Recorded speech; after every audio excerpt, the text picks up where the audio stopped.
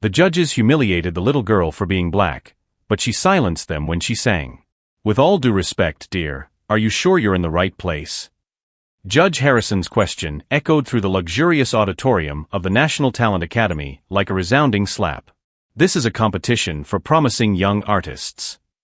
Ruby Johnson, just 13 years old, stood firm in the center of the lit stage, holding the microphone with hands that trembled slightly, not from fear, but from a restrained anger that few could control with such dignity. Around her, the other 50 participating children whispered among themselves, some clearly embarrassed, others trying to hide cruel giggles. "Yes, ma'am. I'm exactly where I need to be," she replied in a soft voice that contrasted with the fire in her dark eyes.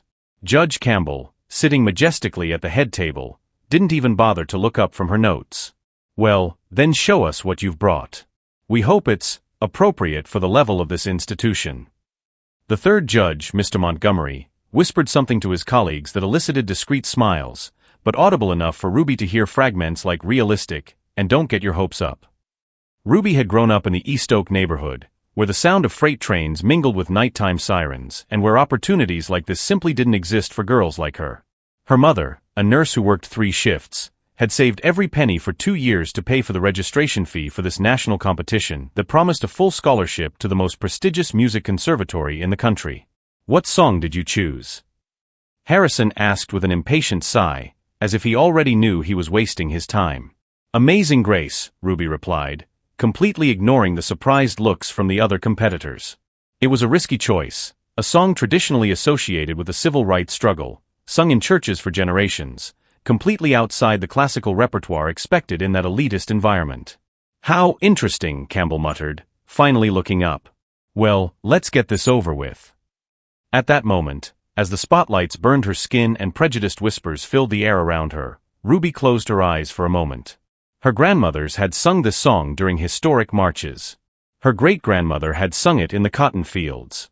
And now, she would sing it on that stage where she was clearly not welcome. What those judges didn't know was that Ruby hadn't gotten there by chance or luck. In recent weeks, she had discovered something about the National Talent Academy that would change everything. Information she kept as a secret trump card, waiting for just the right moment to use it. When she opened her eyes again, there was a dangerous serenity in her gaze that made Mr. Montgomery pause his half-smile. It was the kind of calm that only exists in those who have weathered much worse storms and discovered that they possess a power far greater than anyone could imagine. If this story of prejudice and overcoming adversity touched your heart, don't forget to subscribe to the channel to find out how a moment of humiliation would turn into something those judges would never forget. But as Ruby prepared to sing, Judge Campbell did something that made everyone's blood run cold. She openly pulled out her cell phone and started typing, as if the girl's performance were too irrelevant to deserve attention. Mr. Montgomery sighed loudly, glanced at his watch, and muttered to Harrison, "How long do we have to pretend we're evaluating?" "Amazing Grace, what a predictable choice," Harrison commented, not even bothering to lower his voice. "It's always the same with these kinds of candidates. They think a song with emotional history will make up for their lack of classical technique." Ruby felt every word like a knife, but it wasn't the first time. Throughout her life, she had faced similar comments. At school, where teachers expressed surprise when she got high grades. At the supermarket, where security guards discreetly followed her through the aisles. And now here, in the place where her voice should speak for itself, where talent should be the only currency accepted. What those judges didn't know was that Ruby had grown up in the Mount Sinai Baptist Church Choir, directed by her grandmother Dorothy, a woman who had sung on gospel tours in the 1970s and taught 3 generations of children that music was more than entertainment. It was resistance, it was strength, it was survival. Every Sunday, Ruby would climb onto that small makeshift stage and sing for a congregation that loved her unconditionally, that shouted "Amen" and "Sing Girl" when her voice hit impossible notes. "You can start whenever you're ready," Campbell said without looking up from his cell phone. "But make it quick. We have more promising candidates to evaluate." It was then that Ruby remembered her mother's words from the night before. "Honey, sometimes God puts you in places where you're not welcome precisely because He needs someone to show those places how wrong they are." But there was something else. 3 weeks earlier, while researching the National Talent Academy for her application, Ruby had discovered something that left her speechless. In the institution's publicly available online archives, she found the records of winners from the last 20 years. In 2 decades, only 2 black candidates had been selected, and both in years when the Academy was facing lawsuits for racial discrimination. Even more revealing, she had discovered that Mr. Montgomery, one of the judges now looking at her with disdain, had a son who had been rejected in a similar audition 3 years earlier at another institution, and he had filed a lawsuit alleging bias against white middle-class applicants. The lawsuit was documented in the courts, with Montgomery arguing that forced diversity had hurt his son's chances. Ruby also discovered something about Judge Campbell that would change everything. But that would have to wait for the right moment. "We're waiting," Harrison said, drumming his fingers on the table with irritating impatience. At that moment, Ruby closed her eyes and mentally transported herself to Mount Sinai. She could hear her grandmother's voice. "When you sing to God, child, you are singing with the power of all who came before you. Let them sing through you." When she opened her eyes, there was something different about her posture. No longer the nervous girl who had entered that auditorium, but someone who carried centuries of music, resilience, and strength in her voice. "I'm going to sing now," Ruby said, her voice echoing with an authority that finally made Campbell look up from his cell phone. What those 3 judges didn't know was that they were about to witness not just an audition, but the beginning of something that would forever change the reputation of the National Academy of Talent. Ruby hadn't come there just to sing, she had come to seek justice. And every note she was about to sing carried not only her voice, but the strength of an entire community that had been systematically excluded from those stages. Each new humiliation only strengthened something inside her that her oppressors couldn't see, a silent force fueled by the very injustice they tried to impose, growing like a storm they should never have provoked. "I'm going to sing now," Ruby said, but something in the way her words echoed through the auditorium made Judge Campbell finally look up from her phone. There was a strange authority in that young voice, not teenage defiance, but something far more dangerous. Absolute confidence. Mr. Montgomery chuckled softly. "Make it quick, dear. It's already 5:30, and I have an important dinner." He turned to Harrison and whispered loudly enough for Ruby to hear, "At least when this is over, we can congratulate ourselves for giving diversity a chance. The Ethics Committee will be pleased with our numbers." Ruby closed her eyes for a moment.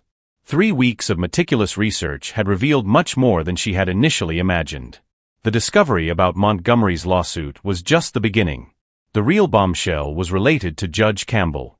2 weeks earlier, Ruby had found a 1995 newspaper article buried in the digital archives of the municipal library. The headline was devastating: "Music professor fired for plagiarizing students' compositions." The black and white photo showed a much younger woman, but one unmistakably recognizable as Margaret Campbell. For 5 years, she had stolen original compositions from her college students and registered them under her own name, building an entire academic career based on other people's talents. But Ruby had much more than an old article. She had recordings. 2 nights before the audition, Ruby had arrived early at the academy to practice. In fact, she had set up a small tape recorder, borrowed from her journalist cousin Marcus, in the auditorium, hidden under one of the front row chairs. What she captured over the next 2 hours would change everything. Campbell, Harrison, and Montgomery had gathered for a pre-selection, openly discussing how they would manipulate the results. "We need at least one black person in the semifinals," Campbell said with casual disdain. "Enough to show that we're inclusive, but not enough for them to actually win." "What about that little girl from East Oak?" Harrison asked. "Ruby something?" "She won't make it past the first round," Montgomery replied with arrogant certainty. "I'll personally make sure she understands her place." But there was more. Campbell had made a confession that sealed his fate. "My reputation has been carefully rebuilt. I won't allow some kid from the projects to threaten it again. I've destroyed promising careers before, and I'll do it again if necessary." Ruby was not alone in her preparation. Dr. Williams, director of the Mount Sinai Choir and retired professor of civil rights at Howard University, had become her mentor and strategic ally when she shared her findings with him. "Child," he had said, reviewing the evidence Ruby had compiled, "you didn't just come here to sing. You came here to seek justice." Dr. Williams had used his contacts to verify every piece of information Ruby had uncovered. He confirmed that Campbell had never been formally investigated for plagiarism because her victims, young students without resources at the time, had been intimidated into silence. But now, with Ruby's recordings and the records he had helped locate, they had irrefutable evidence of a pattern of behavior that had been destroying talent for decades. "What do you plan to do?" Dr. Williams had asked. Ruby smiled with a serenity that belied her age. I'm going to sing for them, Dr. Williams. I'm going to sing like they've never heard before. And then I'll show them who they really are. As the judges waited impatiently, Ruby discreetly opened her bag and checked that the small transmitter was working. Dr. Williams was outside, recording everything in real time, ready to send the evidence to media contacts who were already waiting. But Ruby had saved the best for last. Hidden in the lining of her bag was a letter from 1995, written in Campbell's own hand to the dean of the university where she worked, confessing her crimes in detail and begging not to be prosecuted. The letter Campbell thought had been destroyed had survived in the personal files of her former victim, Sarah Jenkins, now a successful songwriter who had kept the evidence for 28 years, waiting for the right opportunity to use it. Sarah had found Ruby through Dr. Williams, and upon discovering that the young woman would confront Campbell, she immediately offered her collaboration. It's time for this woman to pay for what she's done, Sarah had said, handing Ruby not only the letter, but also records of at least a dozen other victims of Campbell over the years. We're waiting, Harrison repeated with growing irritation, but Ruby just smiled. She knew that in the next 5 minutes, she would not only sing Amazing Grace. She would sing the requiem for the corrupt careers of those 3 judges. Each note would be an accusation, each verse a revelation, each word a bomb carefully rigged to explode centuries of privilege and prejudice masked as academic tradition.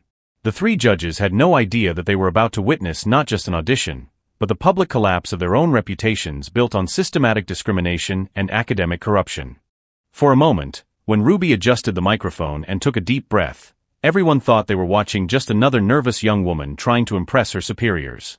But anyone watching closely would have noticed that it wasn't nervousness that made her hands grip the microphone with such determination. It was the restrained power of someone about to rewrite not only her own history, but the history of all those who had been silenced before her. Ruby took a deep breath, and when she began to sing, the world stopped. Amazing Grace, how sweet the sound. Her voice echoed through the auditorium like a force of nature, not just music, but pure emotion transformed into sound. Each note carried centuries of struggle, each word vibrated with the authority of someone who knows both suffering and hope. The malicious whispers died instantly. Campbell dropped his cell phone from his hands. Harrison sat up straight in his chair as if he had been electrocuted. That saved a wretch like me. Ruby's voice reached registers that made the other participating children look at each other with amazement and envy. It wasn't just perfect technique, it was pure soul pouring through vocal cords that seemed to have been blessed by the angels themselves. Montgomery tried to maintain his expression of disdain, but his eyes betrayed the shock of witnessing something genuinely extraordinary. I once was lost, but now am found. When Ruby held the high note for an impossible 15 seconds, without any tremor or apparent effort, the silence in the auditorium became deathly. Every person present knew they were witnessing something rare, the kind of talent that comes along once in a generation. Was blind, but now I see. Ruby finished the song, and for a moment that seemed like an eternity, only the echo of her voice remained in the air. Then, slowly, she smiled. It was beautiful, don't you think? Ruby said, her voice now carrying an authority that made the 3 judges shift uncomfortably. Especially considering that you had already decided to fail me before you even heard me. Campbell tried to speak, but Ruby raised a hand. Oh, don't worry. I have proof. Ruby opened her bag and took out a small recorder. Dr. Williams, can you activate the live stream? From the back of the auditorium, an elegant gray-haired man nodded. Simultaneously, the Academy National Talent social media accounts began streaming live to their 2.3 million followers. Recording from 2 days ago, Ruby announced, pressing play. The familiar voices of Campbell, Harrison, and Montgomery filled the auditorium. We need at least one black person in the semifinals. Enough to show we're inclusive, but not enough for them to actually win. What about that little girl from East Oak? Ruby something. She won't make it past the first round. I'll personally make sure she understands her place. Montgomery's face turned gray. Harrison tried to stand up, but his legs failed him. Campbell, however, tried to attack. This is a setup. You can't just. Margaret Campbell, Ruby interrupted, pulling a yellowed envelope from her purse. Or should I call you by the name you used in 1995 when you were fired from Stevens University for plagiarizing your own students' compositions? Campbell turned completely pale. Where, How did you? Sarah Jenkins kept this letter for 28 years. Ruby unfolded the paper carefully. Your handwritten confession, admitting to stealing at least 12 original compositions from students to build your academic career. Signed by you, begging not to be criminally prosecuted. The murmur in the auditorium turned into a roar. Several people began filming with their cell phones. Campbell tried to lunge forward to snatch the letter, but Ruby gracefully stepped back. Sarah wasn't your only victim, was she? For 28 years, you systematically destroyed young talent to protect your false reputation. How many Ruby Johnsons have you silenced over the decades? Stop this immediately! Harrison shouted, finally finding his voice. You're a minor. You can't do this without legal authorization. Ruby laughed, a musical, devastating sound. Legal authorization? Dr. Williams, can you confirm your identity for everyone, please? Dr. Williams approached the stage. Dr. Robert Williams, Professor Emeritus of Civil Rights at Howard University and a lawyer registered in the state for 35 years. Miss Johnson has been under my legal representation since we decided to expose this institutionalized farce. Harrison tried one more desperate card. Even if that's true, she's just a kid from the suburbs. She has no credentials, no classical training. Credentials. Ruby smiled again. I have something better than fake credentials and diplomas bought with privilege. I have real talent. And you know it. Ruby motioned to Dr. Williams, who began projecting the records of the National Talent Academy's winners from the last 20 years onto the auditorium's main screen. 2 black names in 2 decades. Montgomery, Ruby said, turning to the third judge. In 2020, your son Marcus was rejected at an audition for the Conservatory Alliance. You filed a lawsuit alleging discrimination against middle-class white applicants, arguing that diversity policies hurt his chances. The lawsuit is in the public record.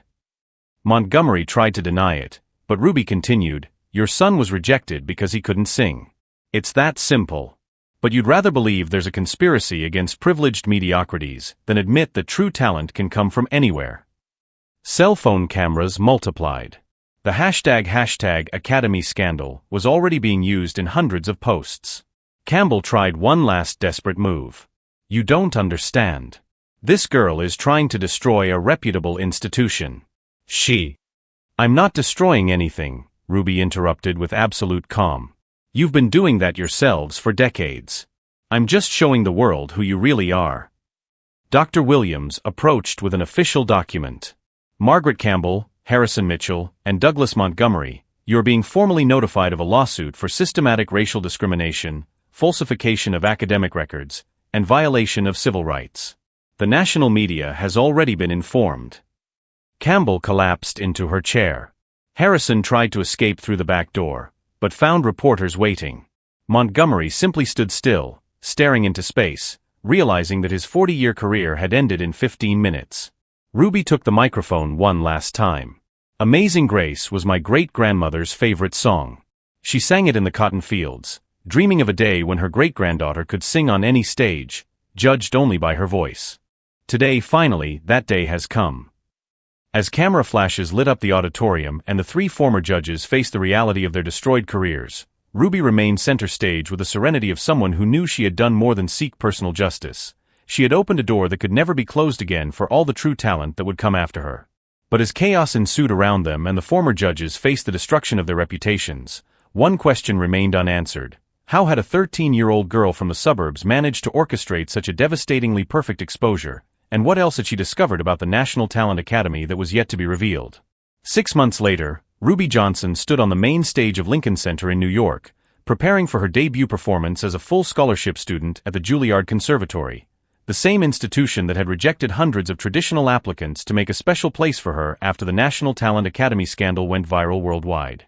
The hashtag Amazing Grace revolution had racked up over 50 million views, and the original recording of Ruby singing in the auditorium of that corrupt academy had become one of the most shared videos in the history of social media. Entertainment companies were vying for contracts with her.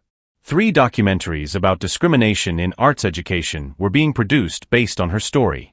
Ladies and gentlemen, the presenter announced to the packed audience that included international music critics, Miss Ruby Johnson. As Ruby walked gracefully to center stage, wearing an elegant navy blue dress that her mother had bought with the first payment from her new record deal, she thought about the devastating consequences that her 15 minutes of courage had caused. Margaret Campbell had been formally dismissed from the National Academy of Talent and was facing criminal charges in 3 states for academic fraud. Her professional reputation was completely destroyed. Sarah Jenkins and 11 other victims of Campbell's plagiarism had joined forces in a class action lawsuit that had already resulted in millions of dollars in damages. Campbell, now 61, lived in a modest apartment, surviving on sporadic work as a private tutor, her brilliant career reduced to ashes by the weight of decades of crimes finally exposed. Harrison Mitchell had tried to save his career by moving abroad, but Ruby's recordings had been translated into 17 languages. Wherever he tried to work, someone recognized his voice from the viral recordings. His name became internationally synonymous with prejudice disguised as academic tradition. His wife had left him, his children had changed their last name, and he lived in isolation in a small town in the countryside, bitter and broke. Montgomery had suffered the most ironic fate of all. His 2020 lawsuit against the Conservatory Alliance was re-examined in light of revelations about his participation in the Academy's systematic discrimination. The lawsuit was not only dismissed, but he was ordered to pay astronomical legal fees for litigating in bad faith. His son Marcus, whose mediocrity had been masked by privilege for years, had to face the reality that he had never had enough talent to compete legitimately. Montgomery lost his home, his investments, and now worked as an insurance salesman in a town where no one knew his past. But the most profound transformation had taken place at the National Academy of Talent itself. Dr. Williams had temporarily taken over as director during the federal investigation, implementing radical changes that transformed the institution into a model of inclusion and transparency. Auditions were now recorded in their entirety, evaluators underwent anti-discrimination training, and candidates from all social backgrounds received financial support to participate. "You are in for something special," Dr. Williams had told the Lincoln Center audience before introducing Ruby. "This young woman has not just come to sing for you. She has come to show you why true music has never known boundaries of color, social class, or any limitation invented by small minds." Ruby took a deep breath, looking out at the packed audience that included Hollywood producers, directors of European conservatories, and talent agents who had flown in from other continents just to hear her. In the front rows, her mother smiled with tears in her eyes, next to her grandmother Dorothy, who proudly held an autographed program. "Tonight," Ruby said into the microphone, her voice echoing with the same natural authority that had silenced an auditorium of bigots 6 months earlier, "I will sing Amazing Grace once again. Not because I need to prove myself again, but because I want to honor all those who came before me and pave the way for all those who will come after." As her voice filled Lincoln Center, each note carried not only impeccable technique honed by months of intensive training, but also the strength of someone who had turned humiliation into revolution. Record executives whispered ever-increasing offers. Music critics mentally drafted reviews that would compare her performance to music legends. At the end of the performance, during the 5 uninterrupted minutes of standing ovation, Ruby remembered that 13-year-old girl who had entered a hostile auditorium carrying only an exceptional voice and an iron determination to do justice. That girl had discovered that sometimes the best revenge is not to destroy your enemies, but to build something so brilliant that it renders their darkness irrelevant. Later, in interviews that would be broadcast globally, Ruby would be asked about forgiveness and reconciliation. Her response would become one of the most shared quotes of the decade: "Forgiveness doesn't mean forgetting. It means remembering so that others never go through the same thing." Campbell, Harrison, and Montgomery paid for their crimes not because I sought revenge, but because I sought truth. The difference between revenge and justice is that justice protects those who come after you. 3 years later, Ruby would be the youngest artist to receive a Grammy in the Best Classical Vocal Performance category. Her acceptance speech would begin with the same words that ended that fateful day at the Academy: "Amazing Grace was my great-grandmother's favorite song. Today, I dedicate this award to all the voices that have been silenced throughout history, and I promise that as long as I have this platform, no true note will go unheard." The lesson Ruby Johnson taught the world was simple but revolutionary. True talent doesn't ask permission to shine, and genuinely excellent institutions aren't afraid of diversity, they celebrate it. Sometimes it takes 15 minutes of courage to break down centuries of institutionalized prejudice. What about you? Have you witnessed situations where true talent was ignored because of prejudice? How did you react? Share your story in the comments and subscribe to the channel for more stories that prove that justice, when combined with genuine talent, always finds its way into the light.